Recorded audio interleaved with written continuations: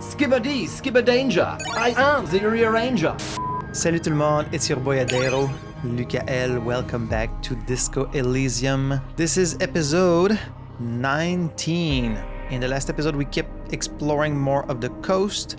We met 3 very nice young men who are very much into music and also into making speed, who told us there's some weird stuff going on in the church, so we're gonna check that out today. We also had the fateful phone call with presumably our ex-wife. I still don't really know who she is, but we now have a name. It's Dora. So what is Dora up to? Is she gonna play a role in this game beyond tormenting our character's psyche?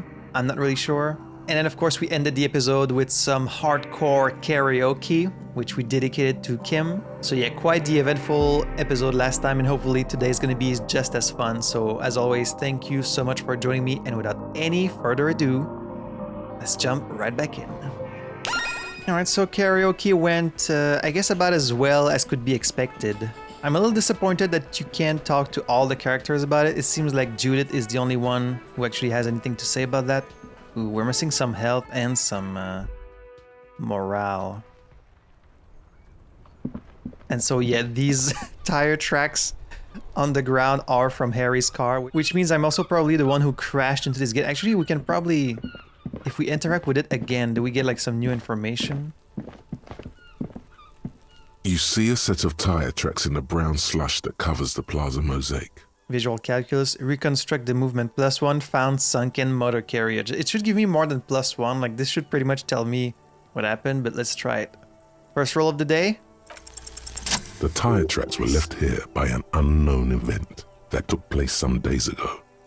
It's a message, written in the language of burnt rubber. Unknown event, you say? So we started from there, then just crashed, reversed, turned, and then we went and crashed into the, what is it, the water lock? Some of that rubber stuck to the tiles right in front of the whirling in rags. This is point A. The driver started there. Ah yes, the driver. And then accelerated straight into the fence, left a hole big enough for the Franco-Nigerian cavalry, according to the cafeteria manager. Why that pang of guilt again? What happened next? The driver proceeded to back out of the yard, barely stopping before hitting the adjacent building. Before heading south. Must have been in a hurry. We were in a hurry for the tequila sunset. This is where I started off with my motor carriage before sinking it in the sea. No wonder the cafeteria manager seemed frustrated when he was giving us directions to the yard. Oh. Well, you're hiding down there. Well, you did provide us with a very convenient access point to the crime scene. That I did, that's true. So, you know, I love how you're always positive. I think I got it. Alright, well, that's that. You know, now that we have another place to stay for the night... Oh, is the bookstore still open? Ah, damn it, it's closed. I wanted to go buy the Whirl game, because I have, like, money I can spend now. We could... Yeah, the boys are gone as well. Ceiling's always there.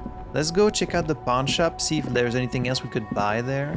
Because I do have some money to spend now that I don't have to pay for my room. Can you ever actually get 700 real in this game? I can't imagine a situation where you would, but it has to be possible, right? This has to be an item you can actually buy.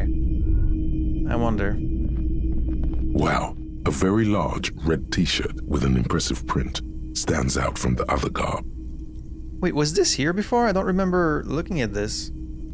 Oh yeah? Oh yeah, the print depicts a muscled man striding toward you, a giant sword in each hand, encircled by burning embers. Behind him is a cluster of cabins engulfed in flames. Beneath him are the words, Hyundal burning. Sniff the t-shirt? Why would I do that? I guess to see if it's like clean? Smells like worn cotton and a little old sweat there. Worn cotton with a side of flea market or trash bin. Ew, that's such a recognizable smell. Sniffing is okay, but please don't try anything on. Can't have you leaving your photon emissions in the fabric of things you're not going to buy. Okay, I really wish you didn't see me sniffing that. You're not imagining it. Photon emissions? What is he talking about? That's a rad Man from Yelmdal t-shirt you've got there. Hell yeah, man. I don't usually carry printed tees, but this one was just pure exemplar. Big fan of a Man from Yelmdal, are you, Bird's Nest Roy? You must be a serious Man from Yelmdal fan. We have a lot in common. I'm a big fan of the Man from Yelmdal too. Sure. I wouldn't go so far as to say that I'm a fan, but I do think the Yelmdalaman saga is an integral part of our shared reality. He grimaces. It's like saying, I'm not really a Marvel fan, but I have to say the Marvel Cinematic Universe is an integral part of our shared reality. Most people don't think that the man from Yelmdal really existed, but they're wrong. What did you mean the Man from Yelmdal was real? I mean, even if the man from Yelmdal didn't exist before the adventure novels, the stories have made it so that he has. It's simple, really. I guess that's one way of looking at it. Okay. You He sounds sound incredulous. skeptical. It's not that complicated. All that's required is a more robust understanding of cause and effect.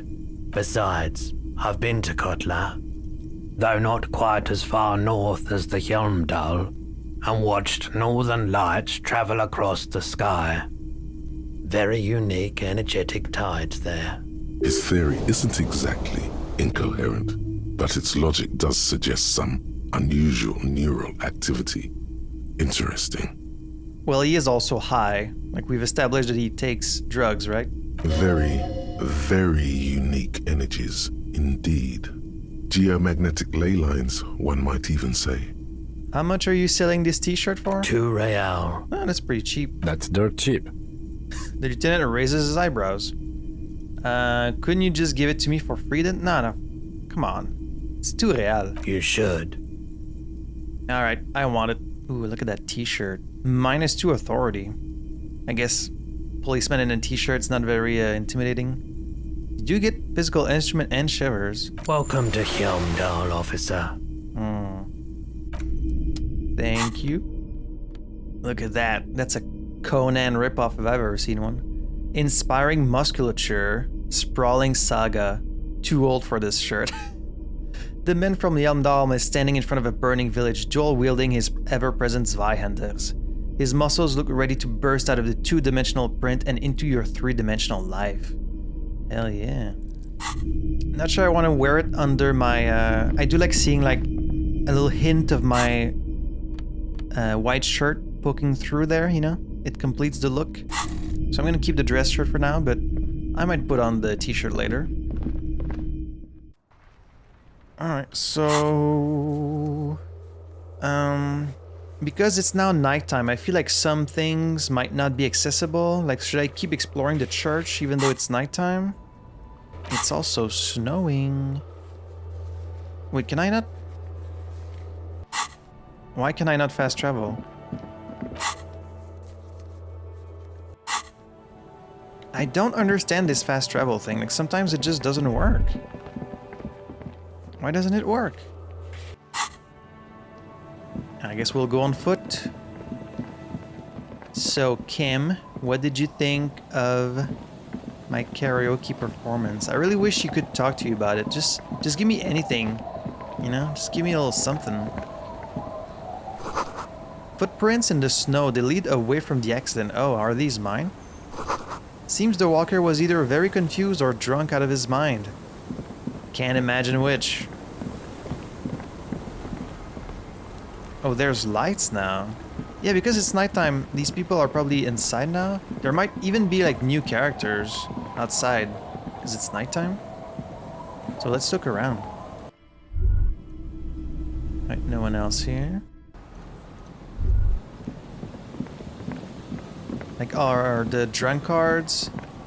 They're still out there.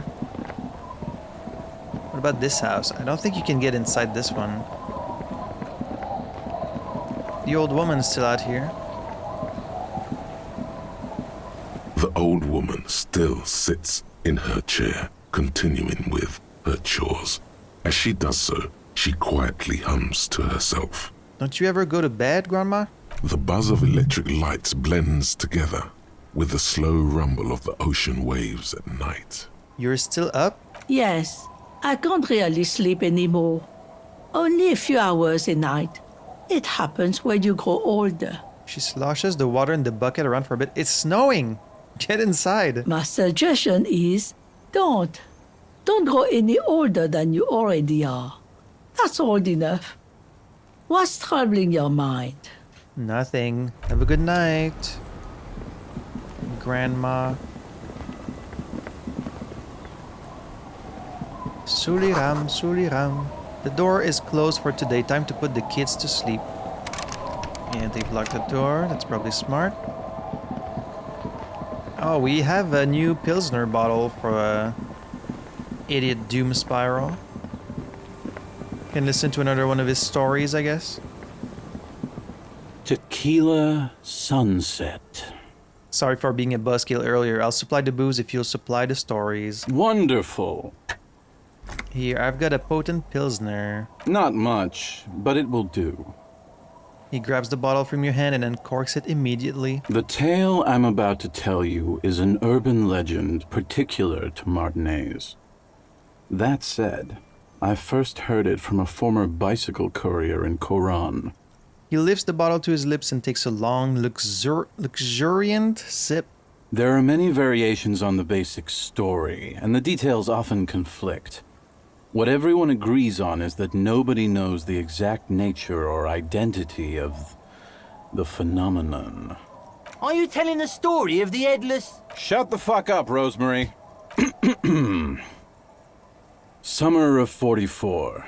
17-year-old Gertrude Het is walking home from a late shift at the harbor.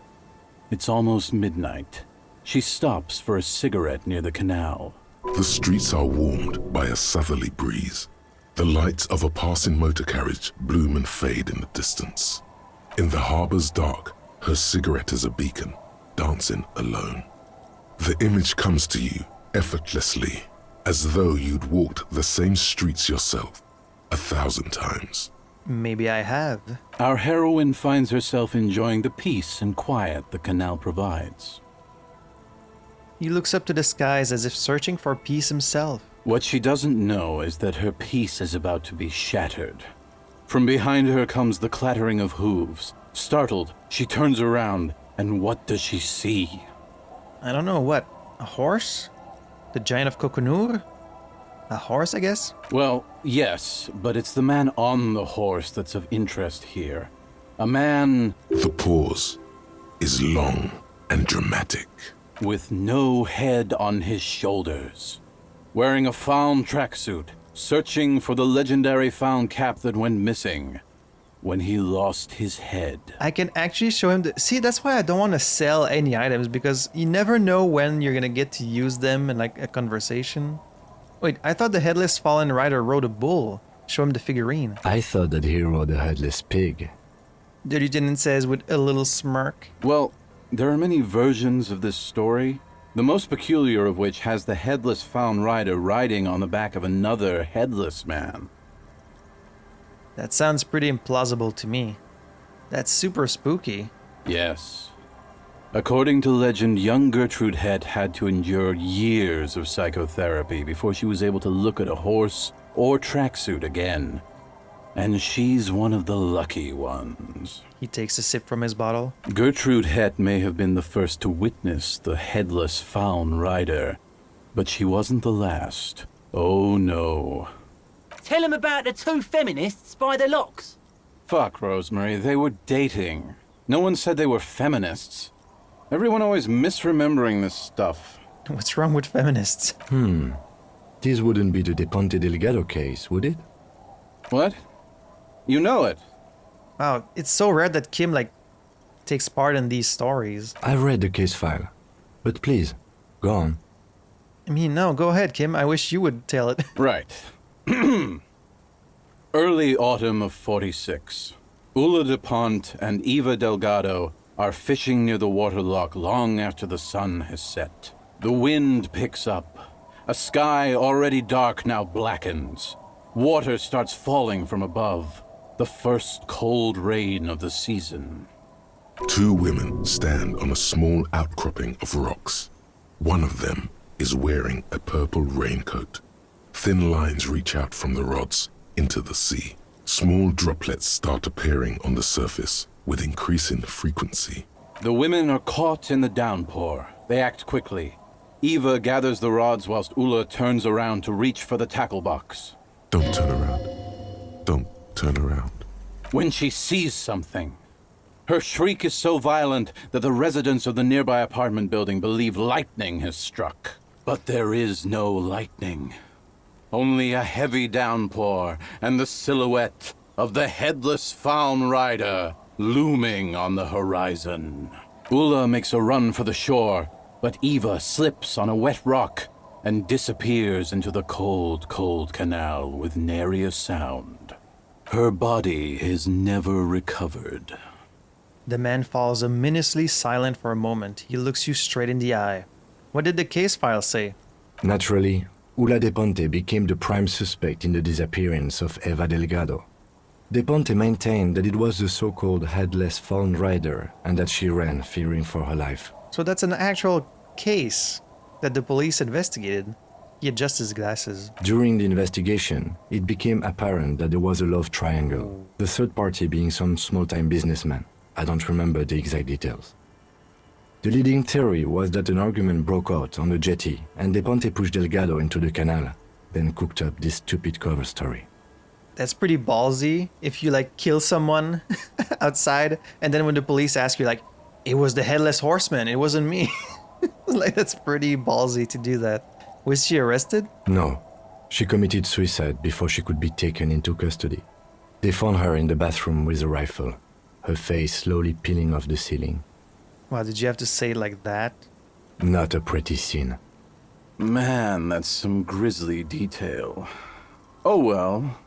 Here's to another case closed. He takes a hearty swig from his bottle. Anyway, that's the story of the headless faun rider. Pretty crazy, huh?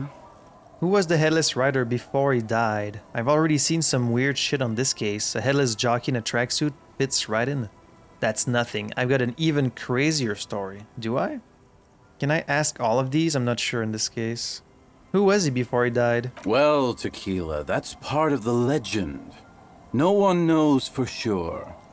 There are a couple of possibilities, though. Some say he was an undercover cop who blew his cover and got beheaded by the vicious gang he had infiltrated. Now he rides, searching for his lost found cap, plotting revenge. O headless brother, where art thou? I love that Esprit de Corps feels the need to chime in. Headless brother. Others claim he was a professional jockey who veered off course during a steeplechase, ended up in somebody's backyard, and got decapitated by an exceptionally taut clothesline. Personally, I think he was just some guy who hanged himself from a really tall tree, and the fall was so violent that his head came clean off. Coincidentally, at that exact moment, a horse happened to pass under him, and his beheaded corpse mounted it, where it remains to this day. But then, no one really knows. Yeah, because it's not real. For some reason, this does strike you as the most plausible theory of them all. I've got a hunch that it was the undercover cop. I'd want revenge too.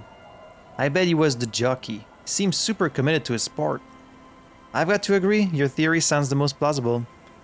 None of those really sound plausible, to be honest. I mean, the undercover cop, sure. I mean, I guess that's possible. I'd want revenge too. That would explain the tracksuit and his need for revenge. Not sure how the horse fits in, though. I don't know, I don't buy it. I don't know, does any of the police still use horses, or are they all in motor carriages? Anyway, to each his own.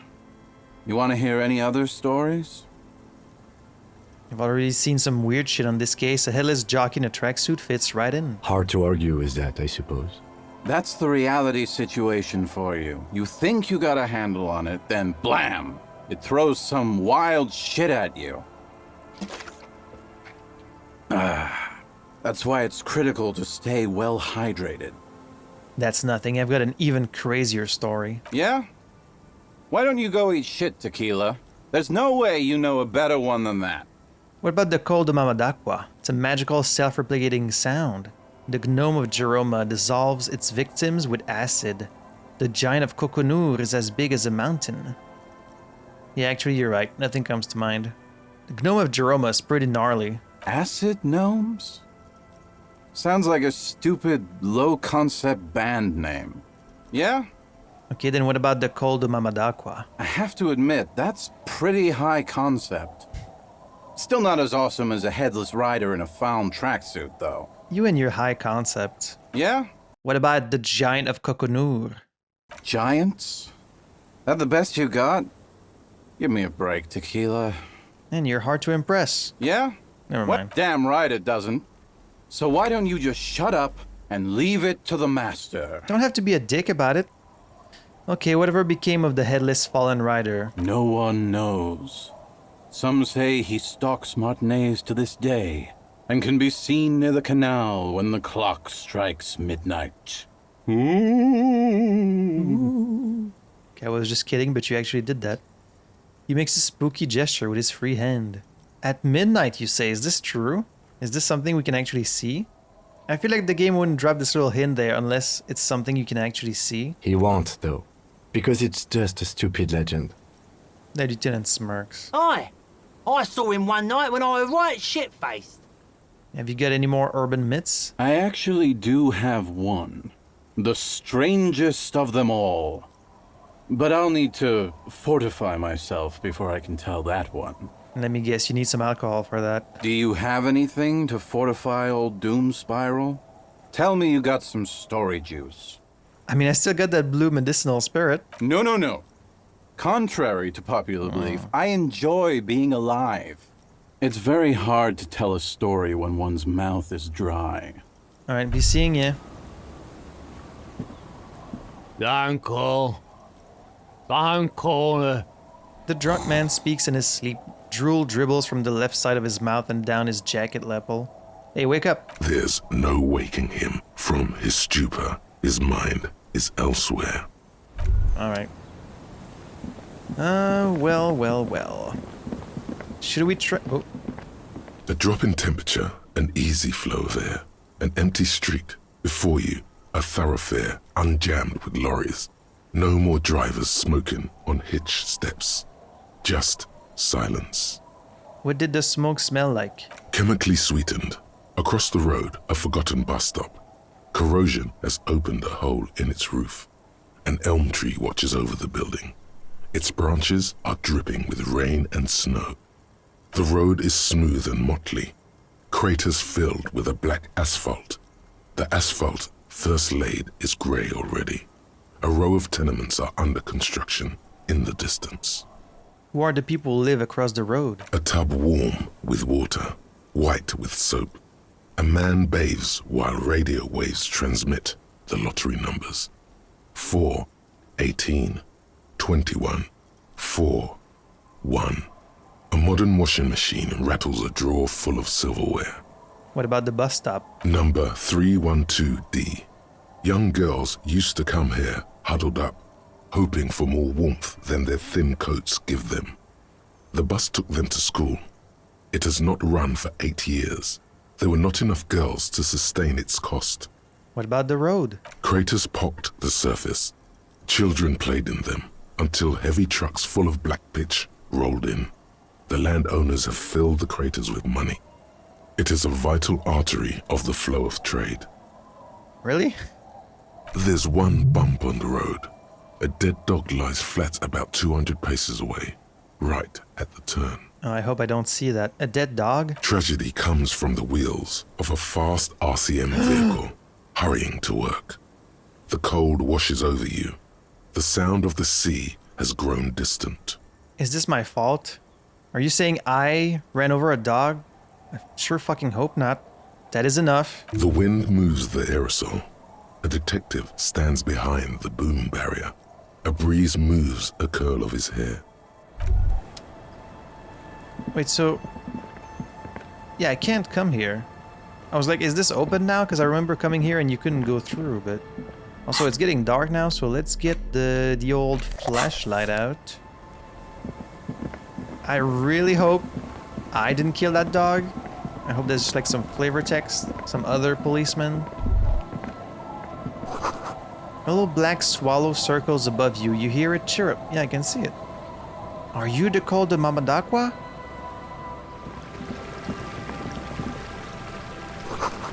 The beams are splintered. The bridge didn't collapse on its own. Artillery broke it. Okay, where are we now? I'm like not sure where I'm going. What is this place? Is this where the phone was? Oh no, this is a new place. Ooh.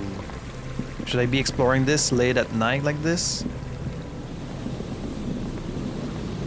Maybe we should wait until morning before coming. Oh, there's someone there. Is this the cryptozoologist? It might be. What about here? No boat in the boathouse today. This section of the coast hasn't been used in decades. Oh, there's a box there.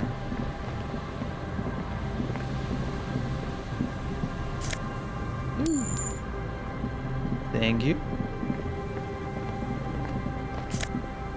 Ooh, some magnesium. Ooh, oversized superstar glasses. Nice. Hell yeah. Ooh, +1 savoir-faire, dazzling reflexes, -1 visual calculus, the mirror lies.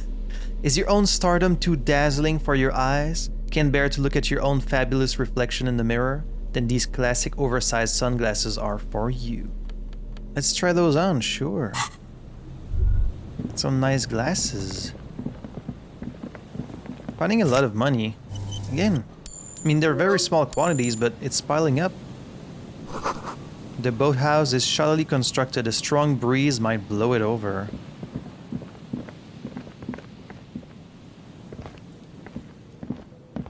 What is this place? It's kind of creepy here at night. Ancient paint is peeling off the roof of this shaded bench covered in rust.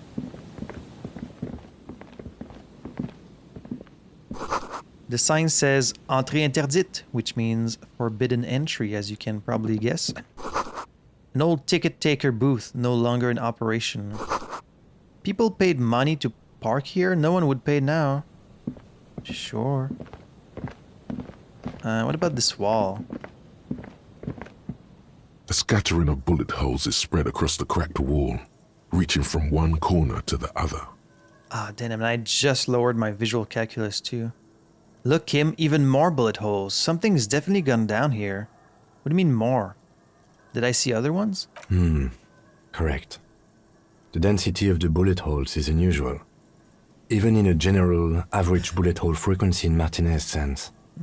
Grim affairs. The lieutenant examines the wall closely. Meaning, this is a lot of bullet holes. Looks like fully automatic rifle fire. Something you don't see these days. He brushes the wall with his hand. Why not? The manufacturing and sale of automatic rifles was curtailed after the revolution. The destructive power of such tools proved to be too much. We do need to retain some humanity in this world. Americans, take a hint. Okay, well, let me get a bit more visual calculus before I attempt that. Like this, for example. I do love that I have so many clothes now because I can pretty much get a bonus for like almost anything. Let's try this again. A scattering of bullet holes is spread across the cracked wall, reaching from one corner to the other. Bullet holes on the plaza. Bullet holes in the backyard. +1 know about the revolution. The backyard and the plaza? Which ones are you talking about? Unable to piece together the big picture just now. There's a hole in their hypothesis. I'm dumb.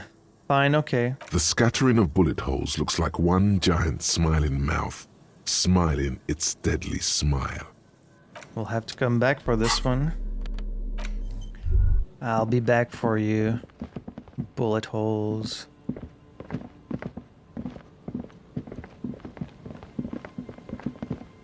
What do we get here? Some more coins. Just a bunch of coins like freaking everywhere. More coins. A little box here. A fallen peepo. Excuse me? What's a peepo? What is that? +2 logic, ultimate peak focus, -1 perception, eyes on the road. The small wire framing inside this futuristic looking fallen peepo hat, oh it's a hat, gives it the aerodynamic shape of a swoop skier's helmet, but none of its protective qualities. Covers the wearer's ears and eyebrows to bring down the drag coefficient, so it's like a skiing hat. Oh. Not a great look, but I guess if we need some logic, we can use that, sure. Huh. A door, a building, a hiding place. Could the instigator be inside? The instigator, you say? The door is not only barred shut, it is inaccessible. So we can't get inside this building. I mean, I don't see any light inside, so I'm not sure if there's anyone there, but... Also, I wonder if sleeping... There's something on the ground there. See that? There's a bag. I can't pick it up, though. There's a bag. I wonder if sleeping restores all your health? I'm not sure. Okay, these have to be the cryptozoologists, right? They have to be. That patch of reeds over there, it's a great place to hide something. Kind of out of the way, being so close to the water. I mean, you could hide something anywhere here. Like, this whole place is just desolate. Wait, I can't see anything interesting. You don't have a reason to. Yet. What is this about? Nothing. Just a hunch. The hunch passes, leaving you there, by the old boy bobbing in the water. Time to go. The game does a lot of this, like, kind of foreshadowing of like, oh, there's gonna be something here, just not time yet. But keep this in mind. It's very foreboding. It's like, ooh, looks like a good place for something. A buoy bobs in the water. The number on it says 11. Huh. These heavy military blockades are riddled with bullet holes crumbling. What are you guys looking at? These soggy logs smell of ignition fluid, still they won't light up. Lots of people out here miss the good old days. What are you looking at? You've got nets? Tiny cages carefully constructed. What are you trying to catch? The Colodomamadakwa? Bit more money. And then you can't go any further. Ooh. It's almost impossible to get a fire going this near to the ocean. Alright, this has to be Lena's husband. Here we go. Nice and easy. Oh no, that's the friend. That's Moral. Little guys. Not out of this gem. Moral, the cryptozoologist. Yeah, that's Lena's friend. Let me see my notes here. Oh wait, no, that is the husband. Yeah, Gary's the friend. He's looking for a cryptid insect, the Insulindian phasmid. So, any luck with these phasmids, my man? There's a cylinder on the ground in which the man is arranging some netting. It looks like some kind of trap. He notices you. You certainly do look like a cryptozoologist. Who's there? Oh, the police. Hello, officers. His self-conscious enthusiasm renders his movements ungainly. He looks like your understanding of a scientist. Is that the police? Why are the police here? Why are you screaming? Okay, that's not... Wait, you don't look at all like your model. Why do you have like this weird symbol behind you? These portraits are so good. I know I've said it before, but like the artist in this game, like... incredible job. Don't worry, Gary. I'll handle it.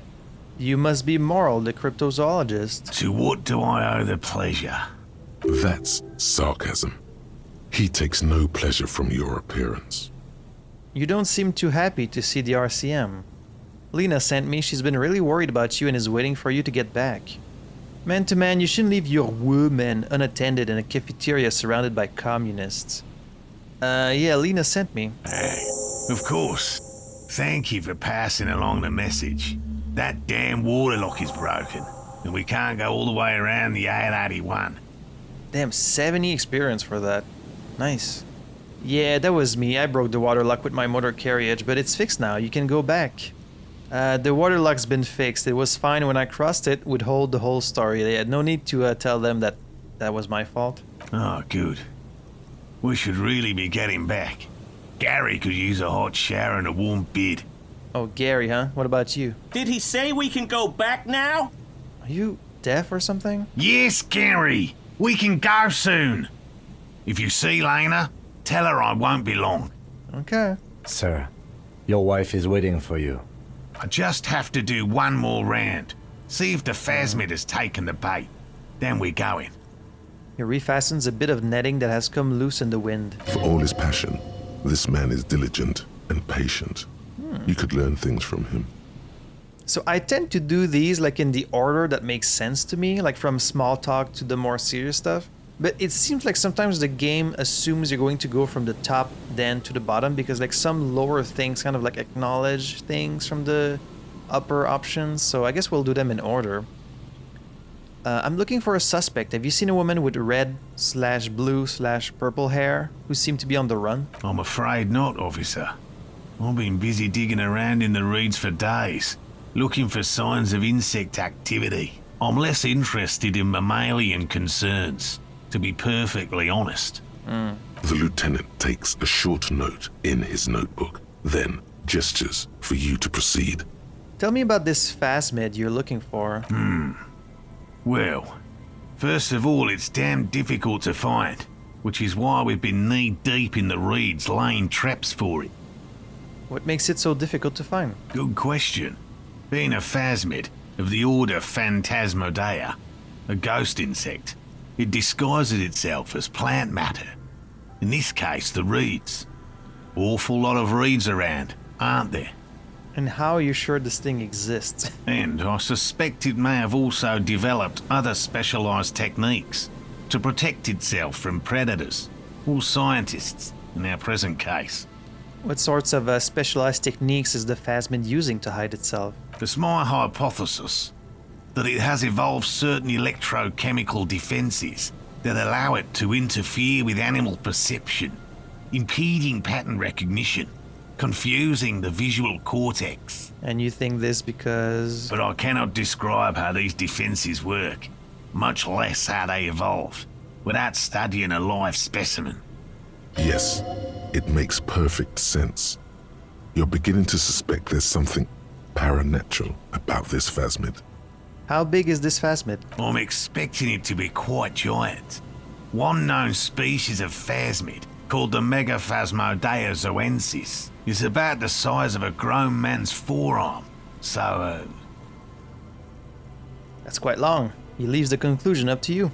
Why are you so interested in this stick bug? Doesn't seem to be as colorful as some of the other cryptids I've heard about. Typical rookie assumption. Insects are much more sophisticated creatures than those unversed in zoology give them credit for. He flashes you a sideways smile. Even simply catching a glimpse of the Insulindian phasmid would be the apex of of any cryptozoologist's career. But to study it and its defences, find out how it stayed hidden so long. He shakes his head. So like, as a cryptozoologist, have you ever actually found any of these like cryptic animals? Like even just one? What have you discovered about it so far? Very little, I'm sorry to say. No one's ever captured a specimen, so all our information is based on first and third-hand accounts. So no one's ever found one? Not yet. That's what makes it a cryptid. Just out of curiosity, if there's no proof of its existence, how do you know it's real? Kim just can't help himself. Like, he's such a skeptic. He's like, I know I shouldn't say anything, but like, I just have to ask. I know it's real. The cryptozoologist says brusquely enough that even he seems taken aback by it. It's clear that his obsession with the phasmid is driven by something more than the pure pursuit of scientific advancement. What else is there? By which I mean, I've heard enough first-hand accounts to believe quite firmly that the Insulindian phasmid is more than mere superstition. Well, Lena said there has been a sighting of it here in Martinaise. Yes, the most recent sighting was by a couple of teenagers along the coast here. That's what brought us to Martinaise specifically. So you came all the way here just based on like one account from some teenagers. It's the first credible sighting in several decades. Decades? Admittedly, it's an unusual location for this species, but with all the sewage runoff upstream, it probably doesn't matter much anymore. Maybe the Insulindian phasmid has died out? I have to resist the thought. Such an extraordinary creature is doubtlessly highly resilient. After all, it's generally thought to be capable of parthenogenesis. Yes, of course. The reproduction by development of an unfertilized, usually female gamete that occurs especially among lower plants and invertebrate animals, but I'm sure you all knew that, of course. Got it. Parthenosis. Parthenogenesis? Yes. The females don't need males to reproduce. Makes it easier for a species to survive in adverse conditions. That's pretty clever. Females reproducing without males, a travesty. A crime against passion and common sense. This arouses no special feelings in me. You know, that's pretty clever. Yes. Insulindian phasmid is a very clever insect. That's why it's so damn difficult to catch. But as a scientist, I'll try my best to remain dispassionate. Tell me more about these traps. Well, they may not look impressive, but Lena designed them quite cleverly, so I'm sure they'll do the trick. He points at the cage of mesh and wiring on the ground. Lena designed the traps? Yes. He says with some pride. Now, how do they work? Simple. Attracted by the locusts, the phasmid crawls down the funnel and, having eaten its fill, can get back out. At least, that's the intention. The net isn't a perfect solution, but we didn't want to use anything that might damage the specimen's delicate exoskeleton. And what are you using as bait? Locusts. Nearly all known phasmids are herbivores, of course. But we've hypothesized that the Insulindian phasmid might occasionally prey on other insects. Hypothesized based on what? Inside the traps, a number of locusts crawl and tumble over one another in a tiny, chittering swarm. What will you do if these traps don't work? They'll work, I assure you. The predatory hypothesis, using locusts as bait, accounts for the failure of previous efforts by other teams, which use plants. We have given this some thought. Alright, let me ask you something else. Yes. What? How did you become a cryptozoologist? I've just always liked animals and puzzles. Searching for cryptids is a bit of both. So you're living your childhood dream out here. Why not just be a zoologist? Real animals are puzzling too. Have you ever discovered a cryptid? No. Very few cryptids are ever discovered, and not for a lack of trying. To stay hidden is a cryptid's primary quality. It's even in the name, cryptid. So how many cryptids have been found? Of the list of cryptids kept by the Cryptozoological Society of Chemnee, which is 4,082 items long, about 2,000 have been confirmed as hoaxes. 2 are categorized as confirmed discoveries. The rest are in differing stages of discovery, refutation, and data collection. Only 2? Yeah, that's not a lot. Just 2 have been proven to be real? Yes. The Chateauquan forest pygmy, who turned out to be an extinct species of primate, and a cave salamander from Yugograd, who is, honestly, quite unremarkable.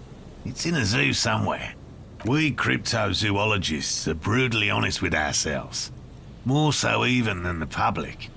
With cryptids, most cryptids are hoaxes or they are never found. That does not mean we should stop searching. I guess not, but like, how do you make money? How do you make a living? 2 out of 4,000 is not even 1%. Then the Insulindian phasmid will be the 3rd. Let's endear ourselves to him. Indeed. If our expedition is successful, every paper in the world will report on it. From Revachol to Duchantu. It will be a zoological miracle. He does not smile, just looks you in the eye. It's a forceful gaze. The hair on your arms stand up. Electricity. Sounds like reeds hissing. So you're living your childhood dream out here. It's not child's play. Just because I have to traipse through the mud every so often. I wasn't saying it is, I'm just saying you're living your dream. Why not just be a zoologist? Real animals are puzzling too. Real? I know you think one is a respectable profession, while the other is superstition. Everyone does. I don't. It's a profession just like any other. Honestly, being a cryptozoologist trumps most of the garbage I've seen people do.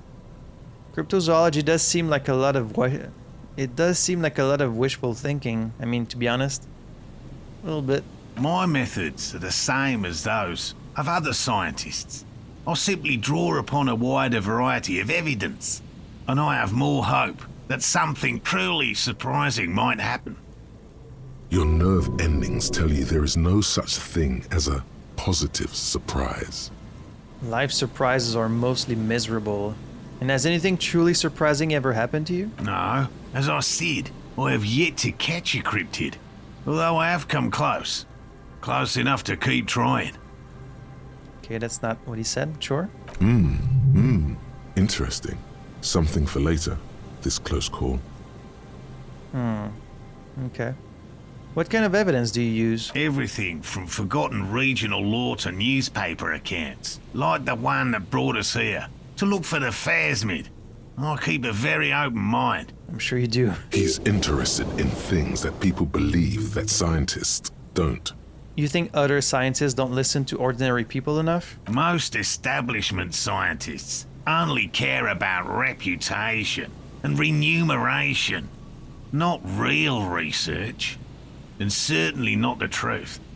They're a cowardly lot, and both the field and basement archives can be dangerous places. Sounds like you're the one who has some prejudice, my man. Thanks for explaining that. Now about something else. Yes? Let's talk about specific cryptids. All right. What cryptids precisely? I usually discuss these things with specialists, so I don't know what. We would have to discuss. He wants to say, but decides against it. You need to ask him about specific cryptids. Cryptids you've heard about from Lena, or his friend Gary. He won't just talk. Oh, so Gary could also tell us about cryptids? Which cryptid did you almost catch? You said before that you almost caught one. A willow person. It's a long story. One non-specialists would find rather dull. Willow people? Not at all. What are willow people? They're not people, really. Some argue they aren't really animals, as they seem to have evolved directly from trees. He says it in a self-explanatory, everyday manner. They're very, very thin, almost flat in fact, and can camouflage themselves easily, wrapping themselves around trees and blending in with the tree bark. In that way, they're not too dissimilar from the phasmid we're looking for here. Wait, so I may have seen these willow people without knowing? You probably have. How did you almost catch a willow person? Gary and I painted an entire grove's worth of trees in slow-drying paint. It was a bright lavender colour. I was hoping one of the willow people would get paint on it and not be able to camouflage itself. After waiting in hiding for hours, I saw a figure slip from one of the trees, a lavender shadow, dashing through the grove. And then? I chased it with a net. Not very elegant. You can't be elegant in the field. And, well, it was faster than me. A lavender shadow. He smirks. I know you think we were snacking on fanny mushrooms. It's easier mushrooms. to mock someone than to admit that the world might be more interesting than you've imagined. You're not wrong. Furthermore, I'm not saying it was a confirmed sighting. I'm painfully aware of what goes into verifying such things. There is a serious possibility that I saw a squirrel or a trick of the light. I am my own harshest critic. I guess that's fair. He makes it a real point here to sound falsifiable. I know about the most dangerous cryptid, the gnome of Jeroma. Formerly the most dangerous, yes. But do you know the most dangerous living cryptid? No. He doesn't want to make it feel like you knowing it is some big deal. Living? No. The most dangerous cryptid is a carnivorous ruminant, known colloquially as the dread moose. Get out of here. No, but we're not get out of anywhere. The dread moose is a widely reported cryptid from Arda. It subsists entirely on flesh, and has even been known to dig up fresh graves in search of sustenance. Hold on, does it also attack people? Human remains have been found deep in the forest, torn apart, then trampled into the mulch by large hooves. Infer from that what you will. Okay, what does the dread moose look like? Just like an ordinary Arden moose. Then how can you tell if it's the ordinary or the dread kind? You can't. That's what makes it so dreadful and hard to identify. Not completely sure about this dread moose. I am 100% behind the dread moose. I utterly believe it exists. Not too sure about that. The bodies found in the forest are just one piece of physical evidence. There's more. Okay, what's the other evidence? The recent surge in the moose population. As hidden carnivores, the dread moose are effectively removing competition for both themselves and their evolutionary cousins. But why would it need to hide its carnivorous nature? Moose are already being hunted for sport. Can you imagine what would happen if they came to be viewed as predators? What exactly is the relationship between carnivorous moose and a regular moose? The carnivorous moose are a very young species, the result of a genetic mutation that fared well in the process of natural selection. You keep saying how like you're very rigorous and you need evidence and like you're your harshest critic, but then you just say these things like they're fact, like, oh, it's a very young species, it's a result of a genetic... How are you basing this on? You don't have any proof, man. It makes sense that such a majestic animal with natural weapons, antlers, would come to rule the forest. The only strange thing is that it took so long. I don't know. Are there any reliable eyewitness accounts of a moose killing other animals for food? One slaughterhouse at the outskirts of the woods in Vasa reported that its staff kept seeing moose in the distance. The moose would just stare at the building, as though they were waiting for something, its eyes bloodshot and full of cruelty. Not sure I'm buying it. But that's not all. Some of the slaughterhouse apprentices went hiking by a nearby creek and saw a moose nibbling on an unidentified carcass. This isn't something unique. Various species of deer have been known to scavenge when plant food is scarce. Really? Anyway, there is more than enough evidence to justify a thorough search for the dread moose. Let's close the subject before it turns into an argument. Oh yeah, we wouldn't want to have an argument, right? You might lose. Here is a man who has had more than his fair share of heated arguments and would, surprising as it may seem, prefer not to have any more. You didn't end up telling me anything about the gnome of Jeroma. I know the biggest cryptid, the giant of Kokonur. That's impressive, I guess. But have you seen it with your own eyes? Have you seen it? I haven't had a chance to travel to Koko Nor. No. And I likely never will. The Samaskil desert region has been embroiled in a small civil war for the last 8 years. I fear this mindless barbarism may have wiped out the elusive creature entirely. Sightings of towering luminosities have grown rare recently, while they once used to be constant. Because it was probably like a plane or something. It remains unclear what this has got to do with you seeing it, as he was inquiring before. He was just being defensive. Of course. I know about Cryobacter catlensis. Oh, everyone knows about that one, thanks to Professor Mijanu being the talk of the town for a time. He cuffs in his fist. Although, probably because her life ended as a result of her work in Gutler, no one remembers her contributions to the search for the Nongok. The Nongok? A flightless cursor owl found in the Seminine Isles. Its long legs permit the Nongok to run faster than any other avian, perhaps any other animal, who knows. When it's not hunting its prey in this manner, the Ock hangs from tree branches, like a bat, waiting to dive on hapless prey below on the jungle floor. Mijanu liked extreme animals, you see. One of the few figures of the academic establishment I respect. Really a shame she disappeared. When did she disappear? Oh, decades ago. In the 30s. I didn't know her personally, of course. The chasm of academic pretension still stood before us, even though she had unusual courage for someone from the other side. See, the fact you consider them like on the other side and like opposite from you, it's like, oh, there's these establishment scientists, they're not like us. It's like, this is the source of your problem. Just tell me about a cool cryptid, any cryptid. No offense, officer, but I'm not much of a pedagogue. I don't know what I would have done if Lena hadn't persuaded me to go back to field research. You should ask her if you want interesting stories. Me? I'm not a people person, unless you haven't noticed. And I don't make a good lecturer. My strength lies in field work and persistence. He brushes an errant strand of hair from his eyes. Even though you haven't found any, I feel like I need to mention this again. Enough tales then, let's change the subject. By all means. It's time to return to your woman, Moral. By woman, you mean my wife, I assume. I will return to her. I can't leave before we finish with these traps. My wife understands that just as well as anyone.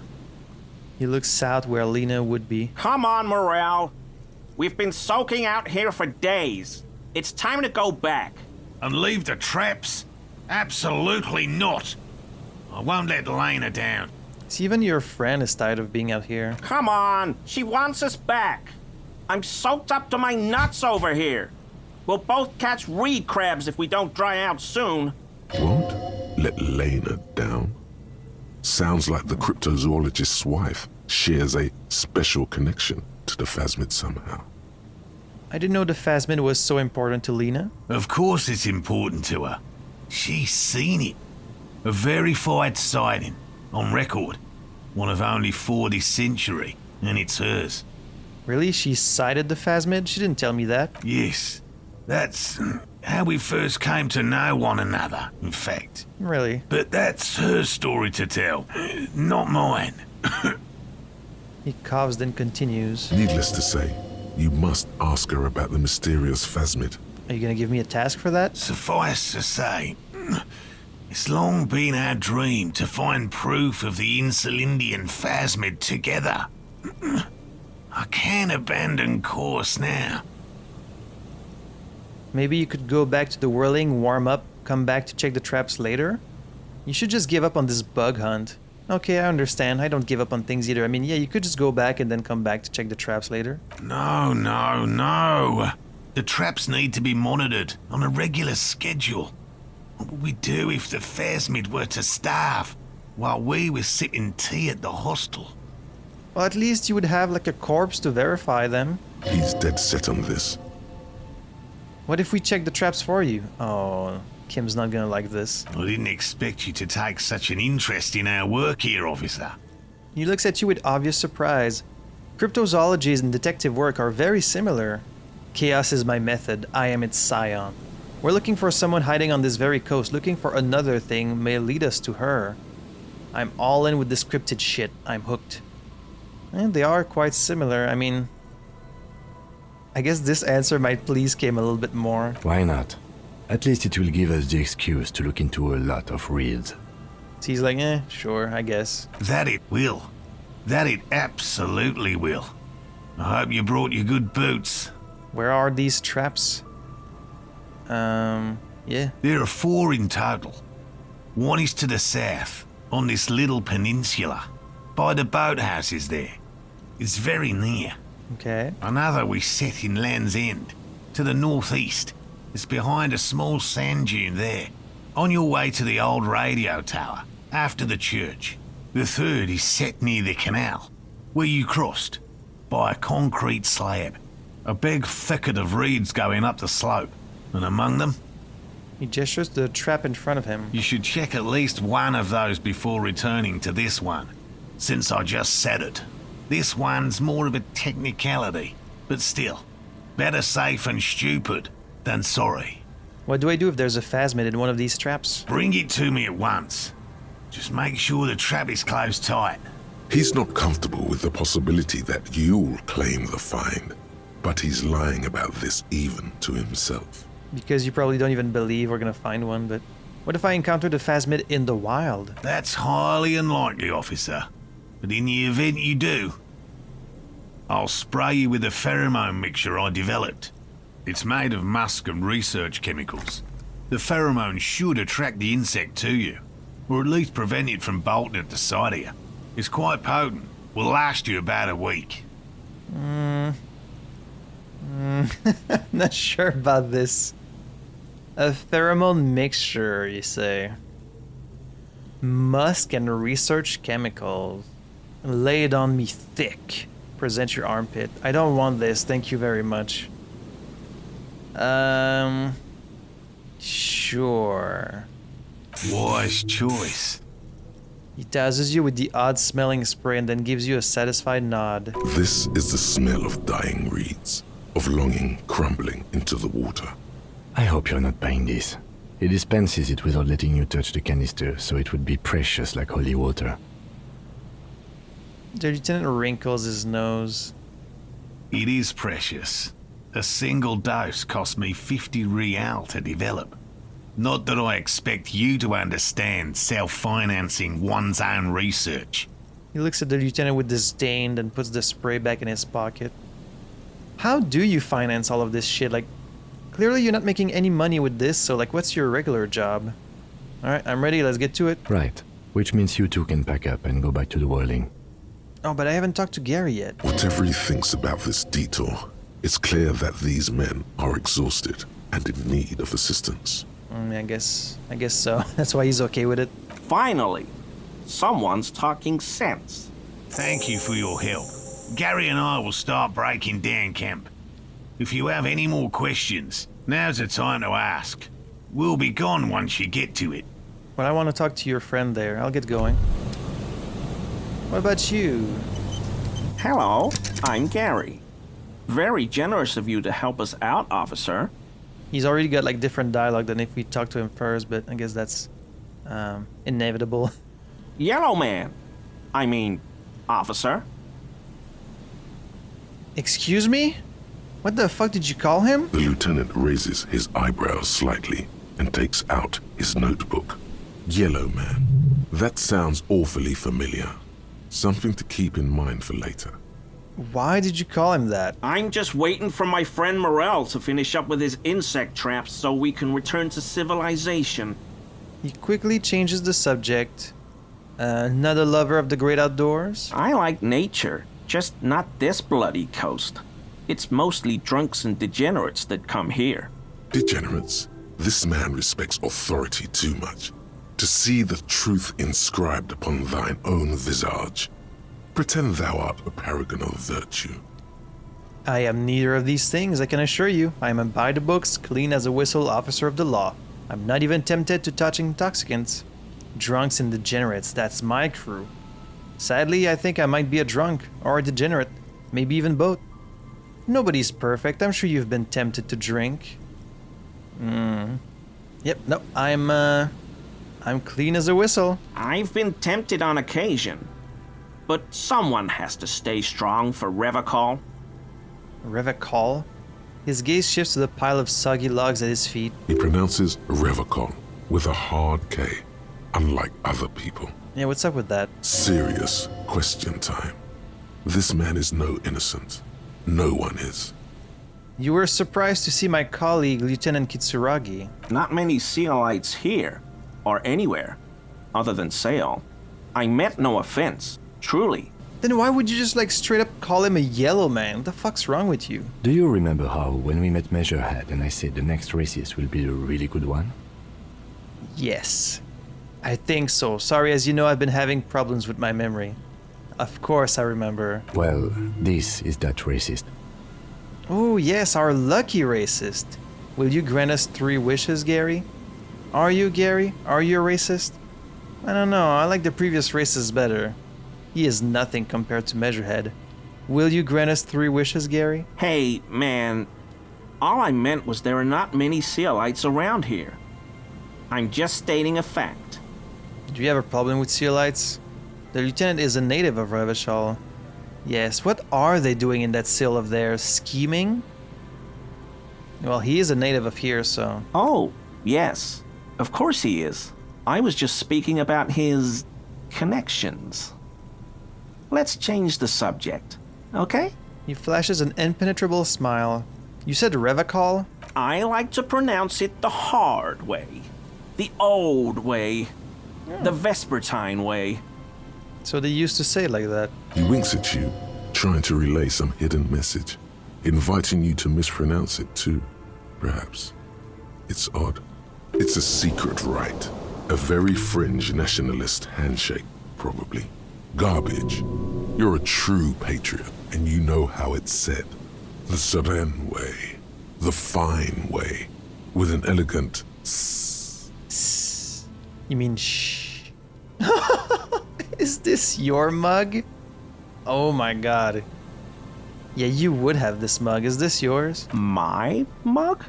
Why would you think that? You said yellow man. That's not something many people go around saying. It seemed as if you were calling to it longingly when you cried yellow man. I can see you recognize it. It's in your eyes. Do I see it in his eyes? Or is that a little presumptuous of me? Well, you said yellow man. It's not something many people go around saying. Really? I hear it all the time. All in jest, of course. No offense meant to anyone. Still seems suspicious. Did I mention the mug was found at the scene of a lynching? Alright, I believe you. You look like the kind of man who knows it's a crime to lie to an officer. Ooh, that's kind of like doing some intimidation here. I'm just messing with him at this point. Okay, I admit it. I threw the mug away in the trash container behind the hostel. I know I shouldn't have, and I am very sorry, officer. No, you should have thrown it away. You shouldn't have owned it. You're not going to find me, are you? Fine you for what? Rip out a fine slip for 20 real. For 100 real? For 250 real the maximum. Can you actually fine him for that? Nah, Gary, I just want information. Oh my god. I mean, 100 real for just throwing out a mug seems a little excessive, but could we be getting some money from this? Ooh, man, 100 real, I could buy so many things. But like, he's not even gonna pay it to me, right? Because it's a fine, so he's gonna pay it to like the RCM, I would imagine, especially if it's on a slip. Unless he has the money on him right now. I'm gonna fine you for 20 real. I guess that's fair, right? Okay, I deserve that. And I won't do it again. You have my word. He accepts the slip of copy paper with a bow. That's the first time we've had a chance to fine someone. I don't know what got into me. Stuffing my garbage in another man's property, I've been having trouble at work lately. The Koikos are price dumping us out of competition. Always comes back to race, does it? There's a lot of racists in Martinaise. What did you do, Gary? Nothing. Just answering some questions. Helping out the law. Oh yeah, true. How did he get into the trash container? Did you put the clothes of a murder victim in the How did you get into it? I know a guy who works with the trash collection services. CS Municipal. He gave me a master key for the trash containers of Martinaise. You have that? I think you should give that to me. Why would you need to get into everyone's trash? So I can use the Whirling's trash compactor to store my own stuff. Garbage disposal is expensive as hell. The damn Chimeans run it like a mob. He's always blaming other people, bowing shamefully like a fallen knight. I'm sorry, okay? I thought I could cut costs. I shouldn't have. I shouldn't have disgraced myself. Disgraced? No need for the histrionic, sir. It was, after all, just a trash container. The lieutenant raises his eyebrows and looks up. He studies his reaction. Gary doesn't answer. Did you put the clothes of a murder victim, the man who was hanged behind the whirling in rags, in the trash container? Officer, please. Let me explain. It's not like that. Do? I was only cleaning up. I live right across the yard from where he was hanged, and I saw him stripped naked. All the clothes lying around in the yard, smelling. People are animals, you know? Yes, what happened? Then I came out to clean up the rags, because no one else would. I put them into the Whirling's trash, along with a broken mug, admittedly. He changes his mind mid-sentence. Okay. I was coming to throw the mug away, and, well, I threw the mug there and the clothes too. Okay, you sound like you're kind of changing your story, like... Right. It was just civic duty. The lieutenant remarks drolly. Exactly.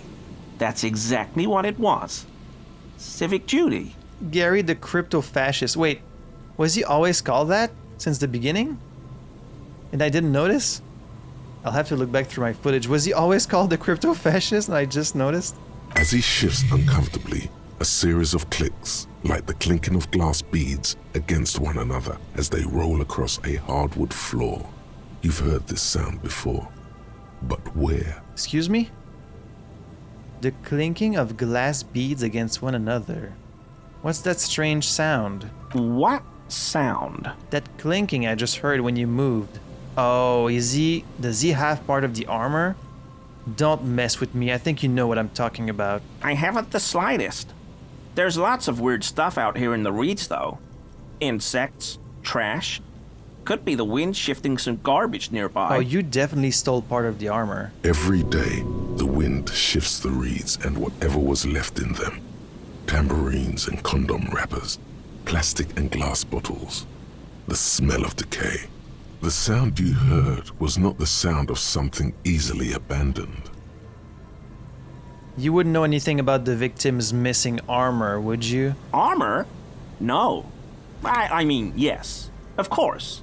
I know he was wearing armor, but I don't know anything about it. An infant could see he's not telling the truth, but he's too scared to admit more wrongdoing. What are you scared of? There's something going on here. You should observe him more closely after this topic is concluded. Let's move on for now. I hope I could help your investigation, in my small way. Why is he shifting around like that? Analyze Gary's composure. Do you know anything about the man hanging behind the whirling in rags? I told you everything I know, sir. I'm truly sorry for the mug, but I have nothing to do with that. He shifts uncomfortably and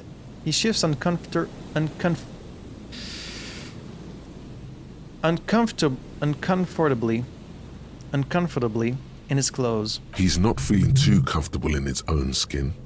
Odd, I'd say. Uncomfortable shifting around doesn't make him the killer, though. It's something else. Yeah, he stole the armor. Are you a cryptozoologist too? No. I help Morel with research sometimes, and I've learned some things along the way. But I don't usually go in for picnics like this on my own. Thank you for your cooperation. I'm gonna get some more composure before I ask him that. Get me that composure, baby.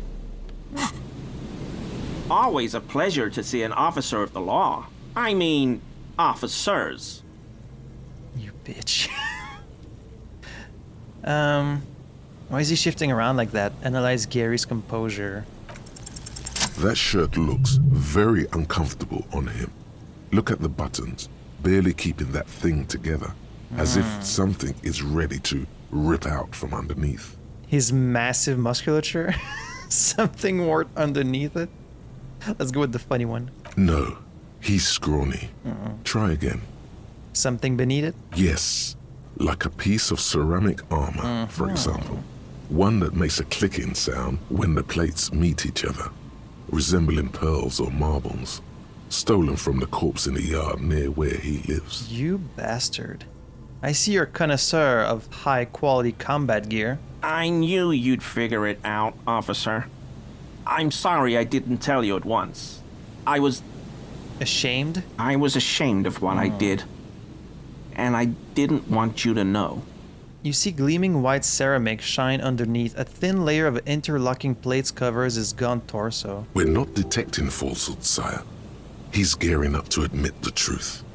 Give that to me and then I'm gonna wear it so I can protect myself from any potential shots. Because I guess it's like a bulletproof vest, right? This shame is surprisingly sincere. Gary, what's going on? Later, Morale. I've got apologizing to do. No, you've got explaining to do. The lieutenant stone is icy. Give me that armor now.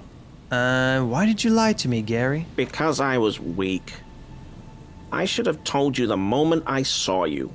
But He says, staring at nothing in particular. The hell, Gary? You in trouble? Kind of. I'll explain later. He doesn't muster up the strength to yell.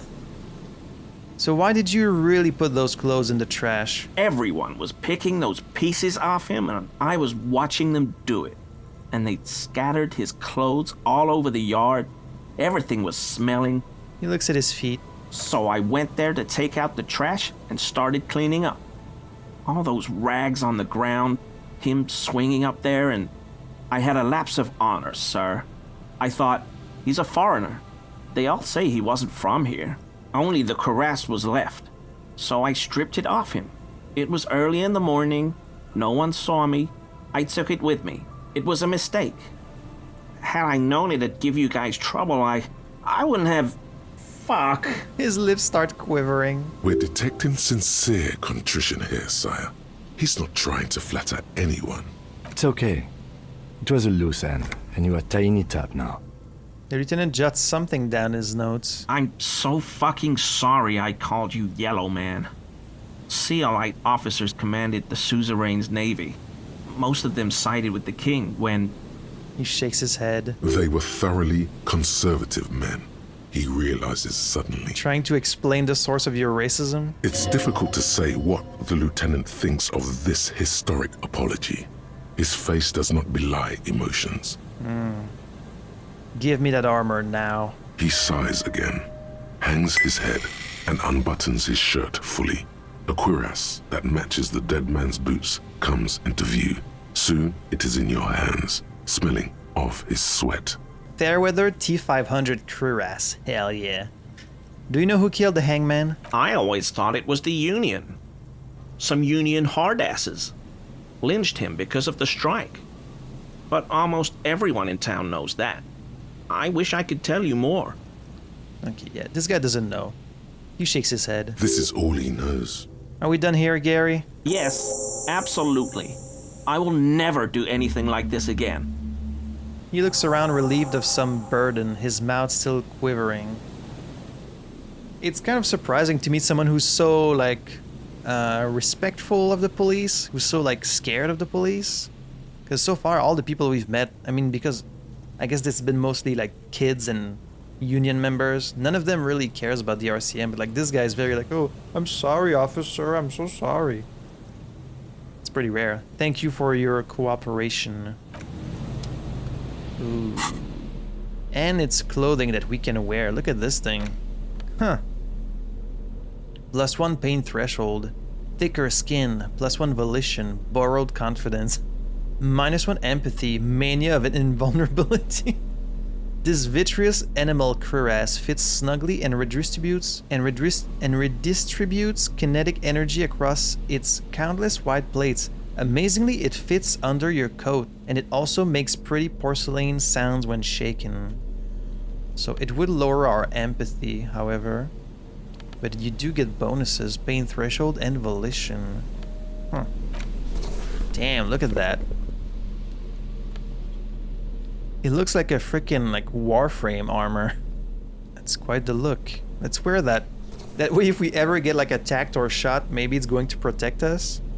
And we do have a lot of empathy still, right? My empathy is still at... yeah, my empathy is still at 5, so... That's totally fine. Endurance. Ooh, we got a lot of points too. Should we get a new thought going? Searchlight Division, maybe? Could try that one. Which one should I forget? 10 cents. I do like getting 10 cents. I feel like that does pile up over time. I do like having a very high perception. Kingdom of Conscience. I don't really want that one anymore. Let's forget this one.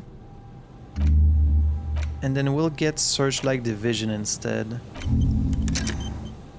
Wasteland of Reality is almost there. Just a little bit more and we'll have it.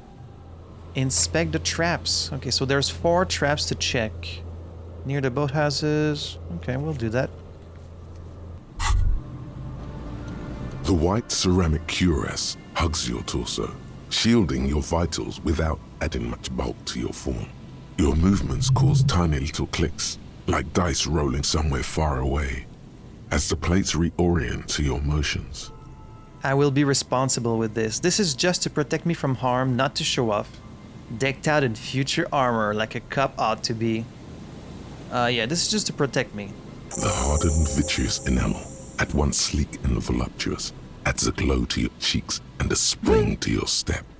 Just imagine what a full suit of this stuff could do for you. You really do feel more confident.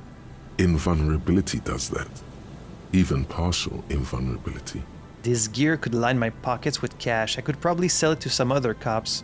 This is the long sought after enemy technology. I can't just enjoy it, I must study it. Yeah. Remember, this is a highly specialized kinetic redistributor meant to stop bullets. Wear it. Observe its properties. See if there's a weakness in the design. For the day you have to fight someone covered in the same material. Is that gonna happen? I guess it's possible. Got a thought for that. Fairweather T500. -1 savoir-faire, hard move. It really hurts to punch this armor. A sword wouldn't leave even a scratch. A bullet would bounce right off. Still, there must be some flaw in it that would allow you to stand your ground against this dangerous enemy technology. You just have to figure out what it is. Possibly by beating yourself while wearing it? Shooting yourself? Let's see. I probably should not do that. So I guess researching this would make me better against like someone else wearing this armor. So like this other mercenary we've met. Are we actually gonna have to fight him in the future? I guess it's possible. Should I be researching that? This one gives me such a good bonus though. I can't get rid of this one. These one give me like +1 healing if I fail some red checks. We haven't researched this one, the Jamrock Shuffle. I kind of want to get this one because I do love looking into every container. 15 Endo Tribe. I mean, I do like that this one gives me +10 cents for every green orb click. Like that does pile up. Like that means every 10 click I get $1 or 1 real, sorry. But it's about like Endo Tribes. I don't feel like it's doing anything for my character, so I guess we could forget this one. And then I'll get the Jamrock Shuffle. We could try this one.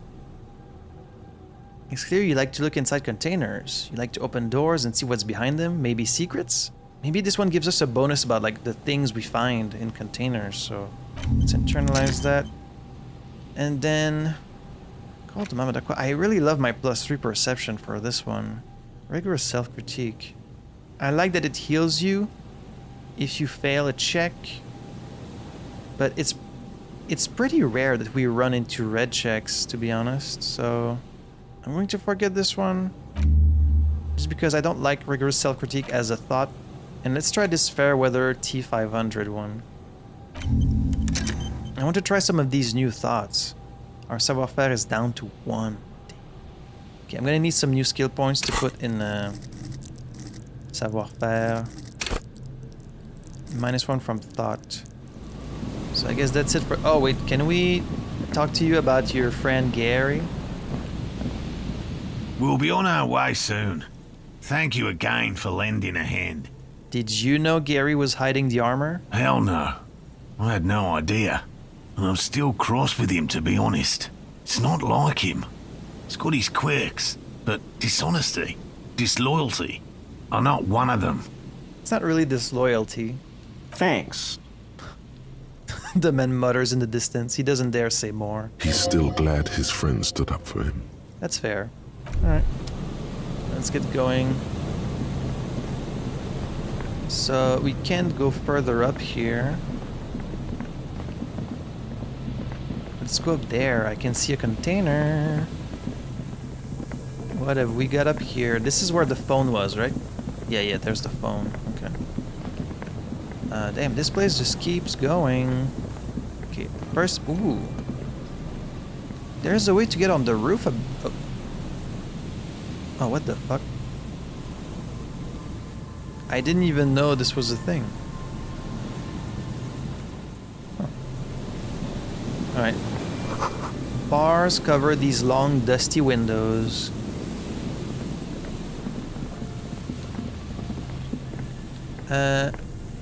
Failed electrical. Recherche et développement. You see a once bright mural towering above you. The signage has peeled off over the years, but you can still make out Failed Electrical R&D. A slogan used to intertwine with the loops a long time ago. Now, only a shadow of peeled letters remains. It says, "Tomorrow is just a whisper away." Tomorrow is just a whisper away. Looks like tomorrow never came. The lieutenant raises the collar of his bomber jacket. Step closer. Above the mural, a collapsed roof, broken windows set in walls that are cracking and will soon also fall, and the coastal breeze rustling and sighing in the remains of the edifice. Why was this an update of... Okay, little bug. Why was this an update about ask about Ruby in the village? I'll explore the coast for signs. Looking for Ruby brought you to a mural that you somehow think is important. Really? There's something in the wind. Sometimes the only way to go forward is to fail first. Oh, you think she could be in there? What is this building? Some sort of industrial ruin? I don't recognize the name of the company. R&D used to mean research and development. It looks long abandoned. I mean, it still means that. Could Ruby be in there? In there? She could. Or she could be in the identical ruin over there. Or in that boat shack. In that church tower, maybe. Shivers. Listen to the wind. Ooh, +2 made that awful call. Wait, that gave me +2? Not minus? And it's still at 3%. I don't think I have any items for shivers, but we have a new breakthrough. Wasteland of reality. Little shoes. Congrats, you're sober. It will take a while for your body to remember how to metabolize anything that isn't sugar from alcohol. So you're going to be pretty ravenous soon. Eat plenty. You can expect your coordination and balance to improve in a couple of weeks. Okay. In 2 months, you might start sleeping like a normal person. Hey. Full recovery will take years, though. It'll be depressing, and it'll be boring.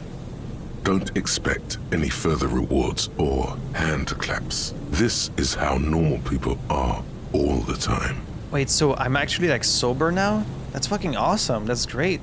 I wasn't sure. I mean, I don't know if this is gonna affect the character or the story. I mean, it might affect some dialogue. This is interesting. I'm definitely gonna keep this one because, like, what if I call now and she's like, "Oh, you're sober now." Ooh. Okay. Wait. -1 physical instrument from insomnia. -1 inland empire sober. -1 suggestion boring. But +1 psyche. Return of the self. But wait, these are psyche, so does that mean they like stay the same? No positive effects from alcohol. Okay. So do I get minus or +1? -1 from thought. Wait. -1. So you get +1 to like the other psyche, but then minus to Inland Empire and suggestion? Wait, no, it says 0. I'm confused. -1 from thoughts. But then Inland Empire doesn't say -1 from thought. I guess because maybe I have another thought that gives me +1. So it's like, it evens out. So you get, basically you get -1 to these two, but +1 to all the other ones? No, I didn't. Okay, so I guess it just... Psyche overall. Okay, so all of Psyche gets +1. Okay, I see. Well, then that's really good. Wow, that's a pretty good bonus. Well, I'm glad I have that. I'm glad I've got Wasteland of Reality. But you have -1 physical instrument. That's fine, you know. I had to be sober at some point. I wonder if, like... Yeah, this is definitely a thought that should affect some dialogue, I think. Kim, do you have anything to say about that? Yes? I'm sober now. Okay. What's in there? Some money. Another power box. It charges nothing now. It's empty. Oh. Ooh, we could possibly get inside from there. The fence blocks the path. No way on from here.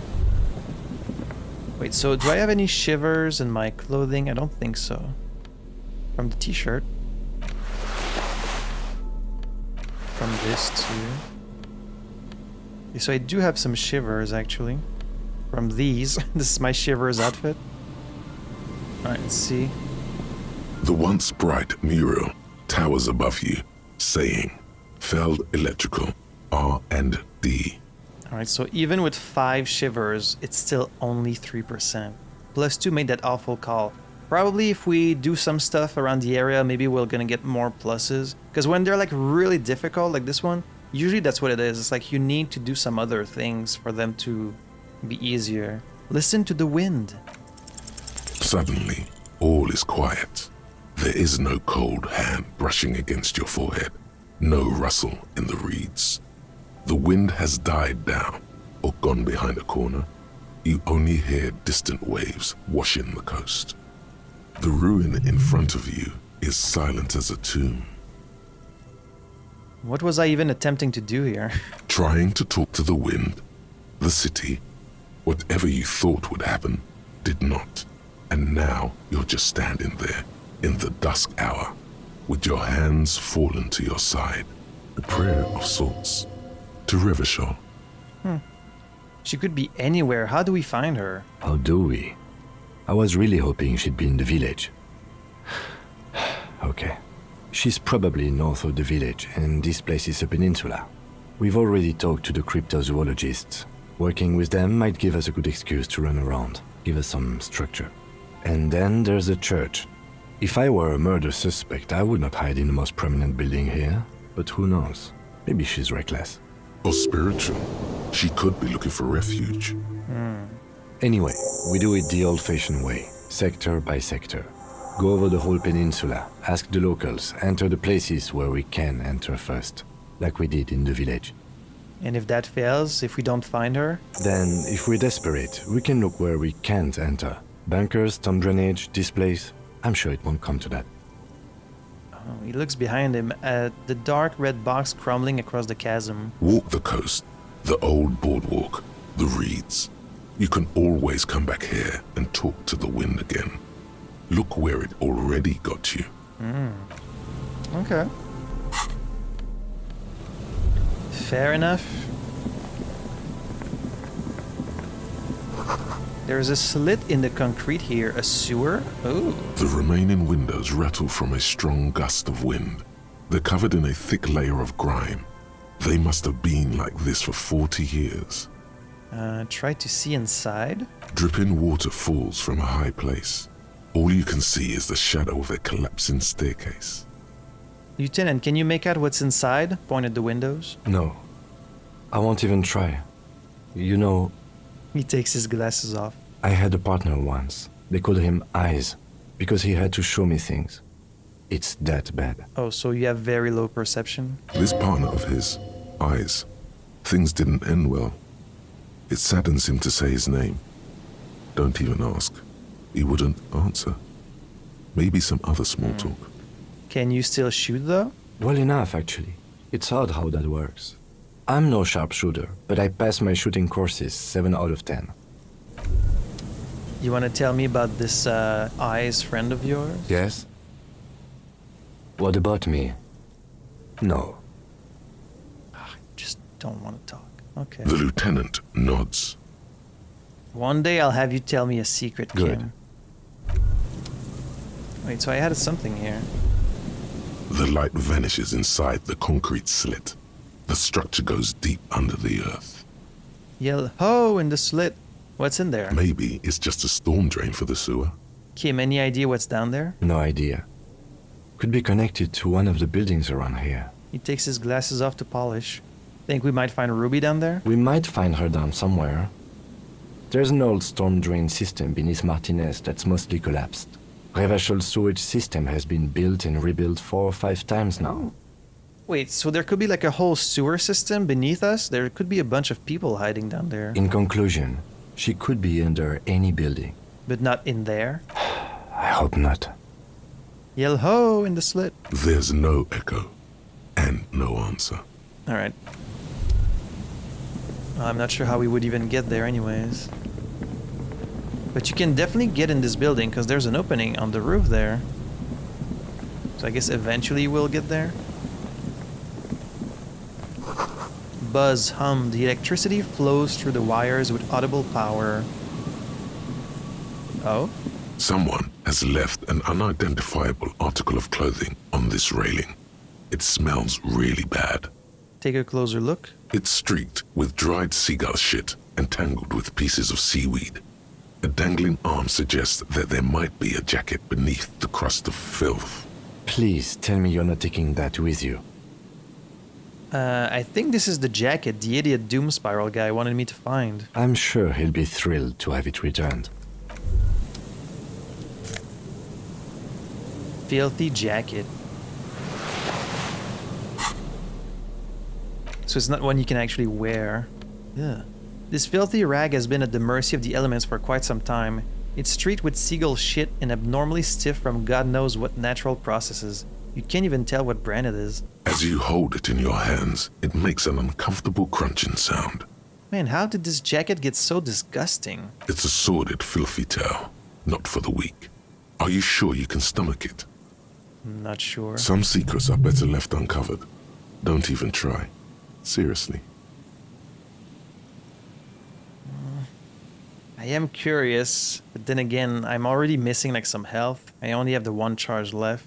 I feel like this might do some health damage. I guess don't think about it. Good choice. The less you think about the jacket, the better. Alright, pull the filthy jacket away. But like, what if it gave me a thought though?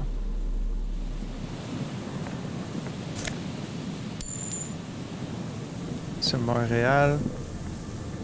And I hear someone walking, but I think it's just Kim.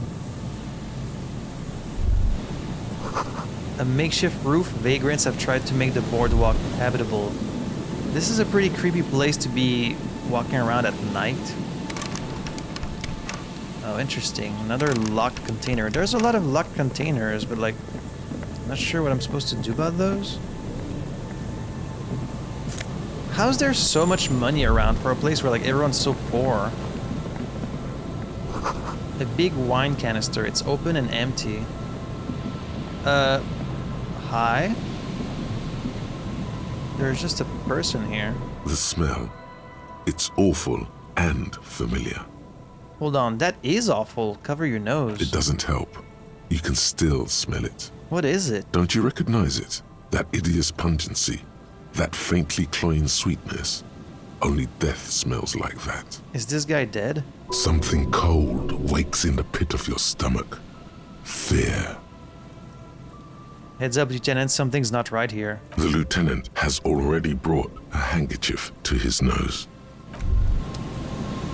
I think this might be a corpse. Careful there. These floorboards look rotten and weak. There's some tear, an empty cigarette package, and a crumpled kebab wrapper in the trash bin. Examine the tear. 2 empty bottles of Tallulah vodka and a can of black potent porter is all you find. No, there's more in there. Livis strawberry liquor, plus some Pilsner bottles too. Better not pick them up. They seem unhygienic. I mean, they're always unhygienic. All the ones I've picked up out in the city were also just dirty. A tragedy. The lieutenant looks in the can, eyes watering from the smell. He shakes his head with genuine sadness. Examine the cigarette package. Whoever tossed it here was a heavy smoker. The brand name reads Red Astra. Examine the kebab wrapper. You see traces of mayonnaise and ketchup on it, as well as a tomato wedge. The wrapper reads Shish Kebab Revachol. Yo, Kim, you want to go to Shish Kebab Revachol together? It's hard to concentrate in the smell. The sea air brings some relief. Thank God for that. Let's see. Okay, so there's just a dead guy here. Interesting. It's a long way down to your death from here. 20 meters at least. Oh, jeez. This coin-operated viewer has been out of order for years. Okay. A man lies on the boardwalk, his limbs bent and neck turned at an unnatural angle.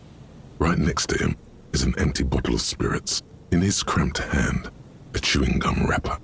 We've got another corpse to investigate, Kim. The smell is not as bad as a 2-week-old corpse, but it's definitely heading there. Hold on. The lieutenant squats next to the corpse and examines his face. 2 bulging eyes stare back at him, void of any signs of life. Lividity is faintly pronounced. Whoever this is, he's been dead for 2 days. No longer. We need to investigate. Yeah, we do. 2 days, that means it happened while I was playing this game. He stands up and shivers as a gust of wind blows through his bomber jacket. Another dead body. This is your job. Steel yourself. Calm now. Carefully. Just another day. Just another dead body. Breathe. Okay, well, I should have, like, composure. What do you need to investigate a dead body? Like, composure, I guess, visual calculus. Give me a second. I just wanted, like, a little bit more of composure and, I guess, visual calculus to investigate this body, so... This is my body investigating clothing, I guess. Let's see. A man lies on the boardwalk. Study the man's clothes. He's wearing mud-caked boots, beige trousers, and an old brown leather jacket with a bright blue lining. There are traces of kebab sauce on his chest. Maybe he choked on his shish kebab. The leather jacket suits him well. It must be custom made. A cool leather jacket with a bolt of blue? Oh no, this sounds terribly familiar. Does it? A cool leather jacket with a bolt of blue. What are you saying? He's like an RCM officer? Search his pockets. You find some sunflower seeds and a rain-soaked library card folded into 2. His jacket feels sodden and heavy under your hand. Folded library card. Good. We should take a look at that library card after this is done. Study the man himself. The man has fallen through a crack in the boardwalk and hit his head against the metal bench. Ooh. Coagulated blood covers his black hair. One of his feet is still dangling through the hole. So this could have happened to us. Examine his face. His expression is dull, like the sea behind him. Drops of water shining on his mustache. His eyes, empty and wide, look frightening in their frozen gaze. Height, 170 to 175 centimeters. Curly hair, stout build. Age approximately 50 to 60 years. He was confused when he died. Confused and alone, most likely. Overcome with the awful surprise of it all. So this isn't a murder, but I guess if we found a corpse as the police, it's kind of our job to take care of him. So I guess we can put him in a body bag and like bring him to the morgue. I guess, Kim, you're gonna be busier than you thought tonight. He was just about to head home. Damn. The first step back home proved to be his last. That's sad. And he was just 2 days from retirement too. Study the surroundings. There's some dried blood on the metal bench, right where the corpse's head rests. The floorboards are rotten and slippery wet around the hole. An empty bottle lies nearby. A chewing gum wrapper is clutched in his fist. Examine the wrapper. Grabowski spearmint chewing gum. Green leaves on the cover. The man's mouth is half agape from the terror of the fall. I mean, I guess we should look inside, right? Even though sometimes looking inside the mouth has proved fruitful. The blackness of death. Stench.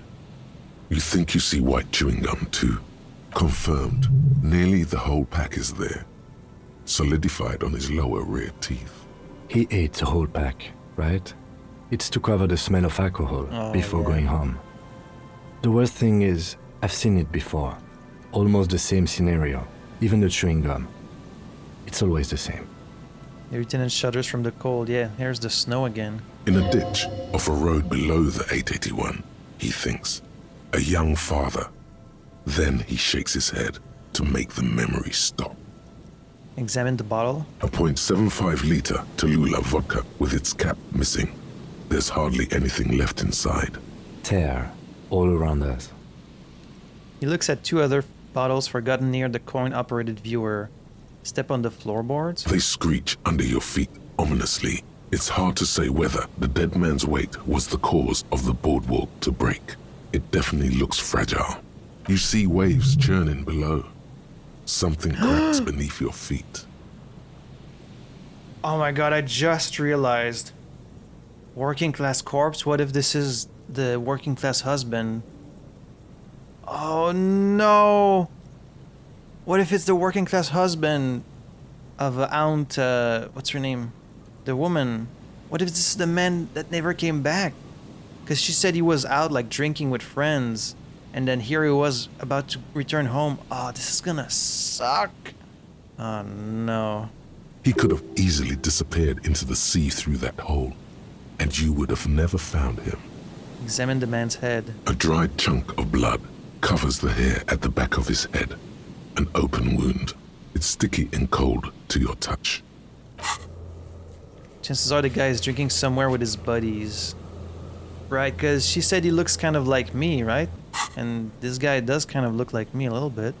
This is where he came out of himself, drop by drop, when he was unconscious. It took 3, maybe 4 minutes. Damn. I don't see any other major wounds, do you? It's hard to say. I just see this one at the back of his head. Seems like the head wound was fatal. It's exactly the shape of the bench. Step back. The entire boardwalk creaks in the wind as you take a step back. Who is this man? Looks like one of the locals. He'd have to know this spot to come here. You don't just walk over here. He looks south the way you came. But that's just a lazy assumption. What do you think? It's almost time for the Headless Horseman. A dead working-class man with a bottle in his hand? Don't deceive yourself. Oh, man. You know who this is. Yeah, if I hadn't realized it already, the game would just tell you. We know who this is. So this body is not there until you've talked to that woman, I assume.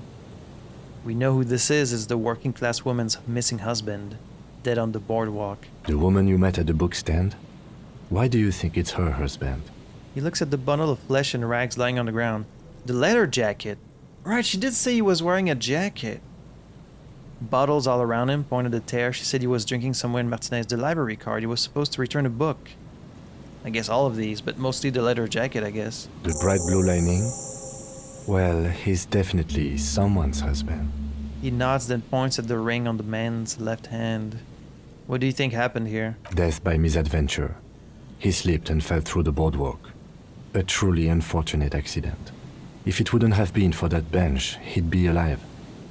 What about the kebab? What about it? Do you think he was drunk? Oh, yes.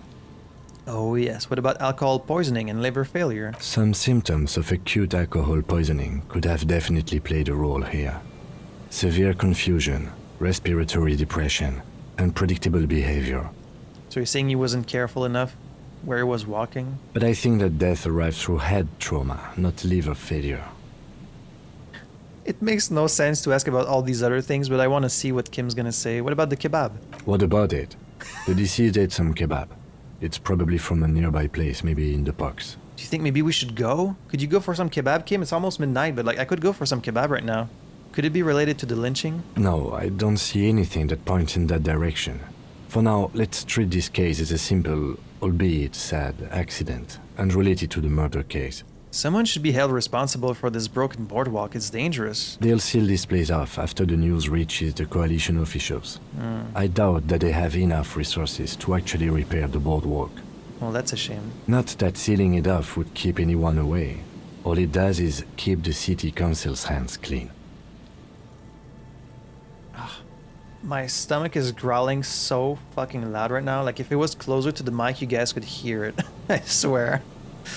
Right. It does seem to be a pretty straightforward misadventure, although there's still a question of identifying the body. What should we do with him? From where I stand, I can see two options.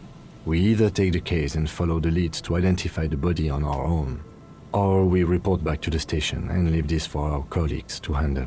What about field autopsy? A field autopsy isn't necessary if the cause of death doesn't appear to be criminal, and this looks like a simple accident to me. True. I'd say we should just write down head trauma and leave it at that. Let's keep this detour as short as possible. The sooner we get back to finding Ruby, the better. Yes, but isn't that kind of sloppy? You're right, I don't see anything criminal here. Let's leave it at that. Good call. The guys at processing can take care of the rest. We found him. We should finish this. Let's leave this case for the station. I don't want to spend time on this. Don't take the case. I still need time to decide how I want to solve this case. Return to this later. We could take a look at the library card first. No need to rush. Alright. Let's take a look at this card. Jamrock Public Library. A library card found from a pocket of the dead man on the Martinaise boardwalk. It's still slightly damp to the touch. The cover bears the stamp of Jamrock Public Library. The library card is folded into two and still slightly wet to the touch. The front side reads, Central Jamrock Public Library Card, issued to Billy Mejean, expires July 53. Billy Mejean. Look at the backside. If lost, please return the card to the library. Dial 005 02 55 211. I guess we could or visit call. us at Moreau Street, 78, Jamrock. We should first decide what to do with the body before taking any other actions. Let's take another look at the body and talk things through. Look inside. Whoever owns this card is an avid reader. You find a list of books written in blue pencil. Radio thriller. Stand a little less between me and the sun. The last one in the list is The Glinton Curve by M. Theobald. A library stamp indicates that the book has been returned. Okay, that said Thibault, by the way. I know it sounds like there's a lot of letters to pronounce, but it's really just Thibault. Most of these titles seem to be in the sci-fi genre. Some thrillers too. Put it away. Alright, so I guess that gives us his name, right? A man lies on the boardwalk. From where I stand, I can see two options. Alright, well, we found him, so we should finish this. Alright, we've already examined the library card. Let's call the Jamrock Library from my kinema, see if we can learn anything about this Billy Mejean. And while we're there, we should also call the station, let them know that we are taking the case. You don't want to, like, put the body in a body bag and send it to the morgue tonight? Like, you just want to leave it here? Okay. Well, let me just put my clothes back on. I was definitely not expecting this at all. I wasn't expecting to run into another body here. Moonshine probably smells like tasty fermentation. So now we have another body to investigate, huh? And see, Kim was like making fun of us for taking on this assignment from the woman's like, oh, he's probably just not. Mega Beano's prescription lenses? Wow. +2 encyclopedia, -1 perception. Huh. Vagrants have recently painted the tarp red. Water drips from it. It's almost time to go see the Headless Horseman. Just saying. They said if you go around midnight, you can see it near the canal. Could we call the library card? A metal payphone under a yellow plastic dome. Okay, so this is only for the long number. Yeah, so to call the library, we need to do it from his car. So we'll do that. This is the church. You feel the shadow of a very large building fall on you. The sign reads Saint-Brun 1147. Dusty pews in the shadows. Many seem to be missing. Here I thought we were gonna investigate the church today, but other stuff came up. An altar shrouded in dark or something like that. It's too dark to tell. Wow. Wait, let me look at these glasses. Damn. +2 encyclopedia. Discover your inner Beano. -1 perception. Nausea-inducing hell glasses. Whose idiotic idea were square and beige plastic frames anyway? Beige is a color that does not look good on anyone. Not to mention that seeing the world through these exceedingly thick lenses feels almost nauseating. I mean, you do get +2 encyclopedia from that. Which, my encyclopedia is only at 3 now. -1 perception. You know what? I think I might actually want to wear those. Just for the extra encyclopedia. Like, I got plenty of perception anyways. It's still at 8.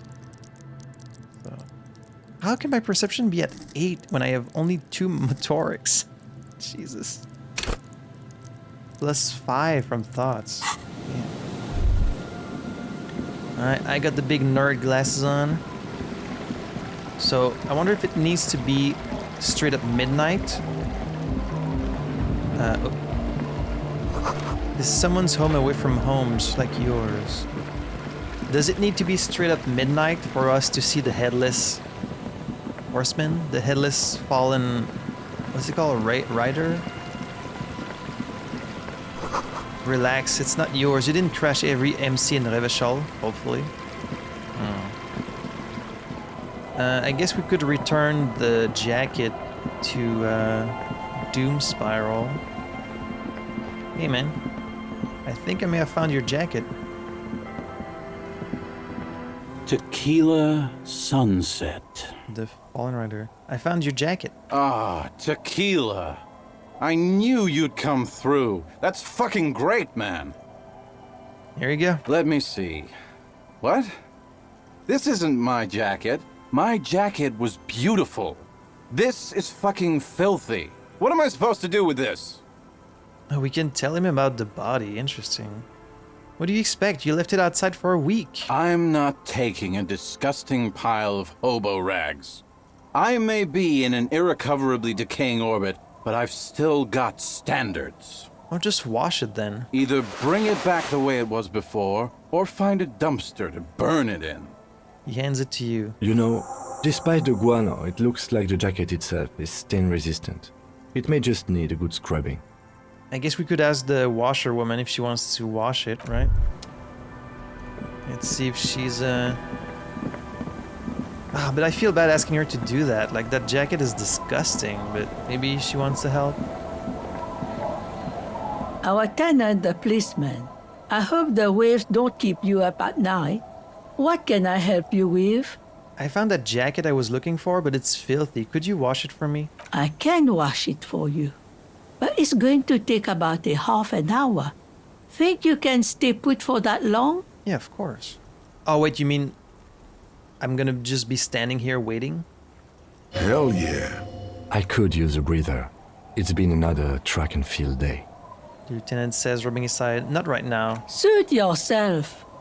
Patience obviously isn't your strong suit. Alright, goodbye, I'm off. Not right now, it's almost midnight. I want to go see the Headless Horseman. If there is indeed a rider. I mean, he said around midnight, right? Oh, this is the cage.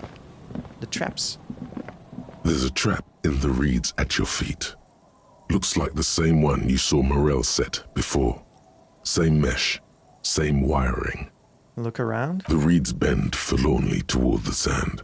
Snow covers the broken stalks like a shroud, and they shimmer, ghostly, in the darkness. In the east, the city center hums to you. The constant, distant song, louder on this part of the coast, nearer somehow. And there's that cold again. Always the cold. Reach for the trap. Locusts are crawling around in the trap, confused but uneaten. You see no carnivorous reed phasmid gorging on them. Big surprise. Anyway, 1 down, 3 to go. The lieutenant grins mirthlessly. Mirthlessly? Mirthless, containing no gaiety or joy. Okay. Damn, I was hoping it would be in the first one. No need to grin, I'm not expecting to find anything. I'm helping some citizens and getting some fresh air. It'll be the next one, surely. Say nothing, just put the trap down. I mean, I don't want to tell him not to smile. I mean, he is being really sarcastic about it. I'm just helping some citizens, getting some fresh air. I meant no offense, just... The lieutenant doesn't know how to finish the sentence. He looks at you, putting the trap back on the ground. Alright, don't feel bad. It's fine. Okay, it's 56 now. Like, I can hardly be closer to midnight than this, right? So, Headless?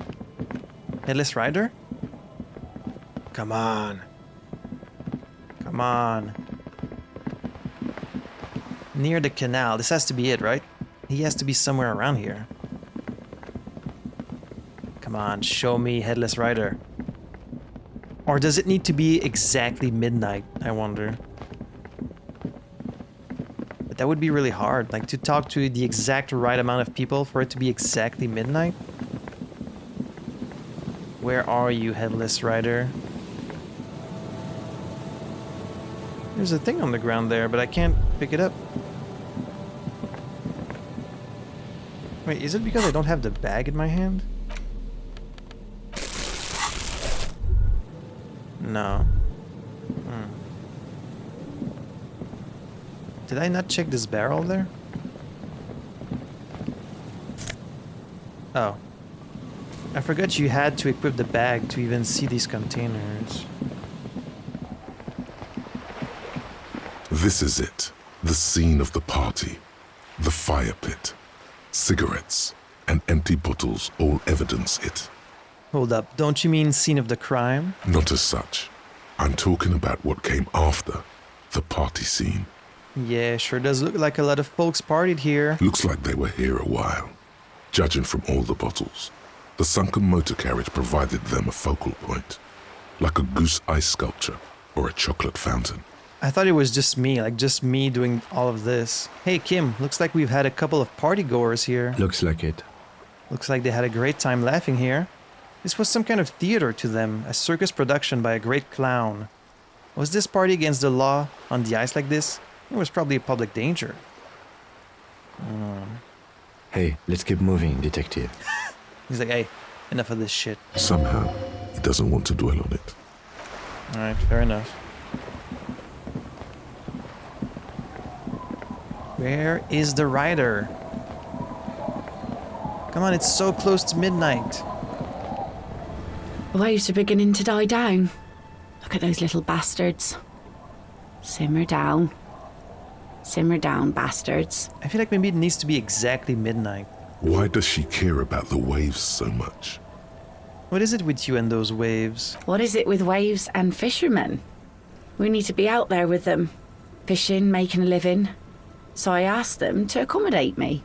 She tilts her head and looks at the sea. But until that happens, I can try to assist you the best I can. So, what will it be, officer? Ooh, I can tell them... Wait, could I always tell them it's my car? I can't remember. I probably shouldn't either way. We can still ask her out. We still don't know a good spot yet. I'm looking for someone else, actually. Oh? Who? It's midnight. Really? Are you sure you're not also looking for Nadia? A lot of stuff. Let me leave. I have to leave while it's midnight. Alright, now it's exactly midnight, so if the rider is there, I should be able to see him, right? Come on, I know they wouldn't say that if there wasn't actually something you can see. There has to be something.